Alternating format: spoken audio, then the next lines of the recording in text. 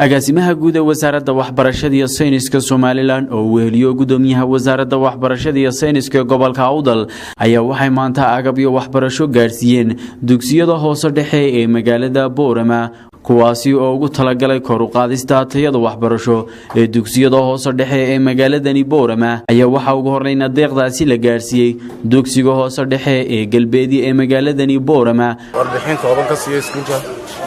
iskuulka ardayda dhigata wuxuu ka kooban yahay 350 arday 350 kaasi 197 waa wiilal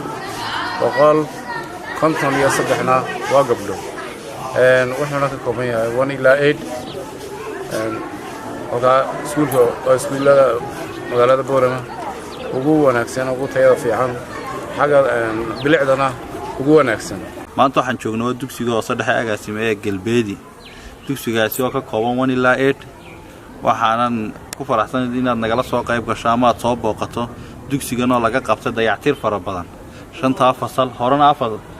fasal buu ka kooban yahay 4 mar hore la dayactiray 5 fasal iyo xafiiskana dhawaan baa la dayactiray waa horumarinta cilmiga waxa ka shaqeynaa seentayadii waxbarashada kor ugu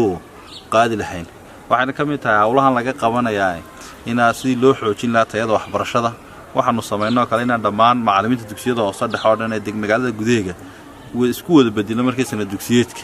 oo dugsi walba macallinka maadaama in badan joogada si uu ula qabsan dhammaan waxaanu isku wareejinay 8 dugsiye magaalada gudaheega macallimiintooda isku wada wareejinay si oo waliba isku qaybqaybinay si markaa uga qayb qaato tayada waxbarashada si kor loogu qaado waxa kale halkan maanta halkan taalo inaad guddoonsiisaan rabay qalabkan oo ah photocopy dugsiga horuma lahayn iyo computerkii desktopka ugu tala galnay iyo samaacadii markaa wacyigelinta ardayda looga sameeyay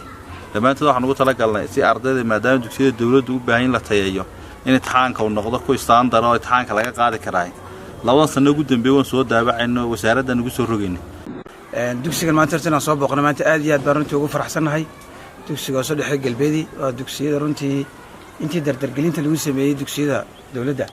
runtii ka muuqato dadaal fara badan iyo bilic ka muuqato xukuumaduna siyaasadda qaadatay wasaaraddu wax weyn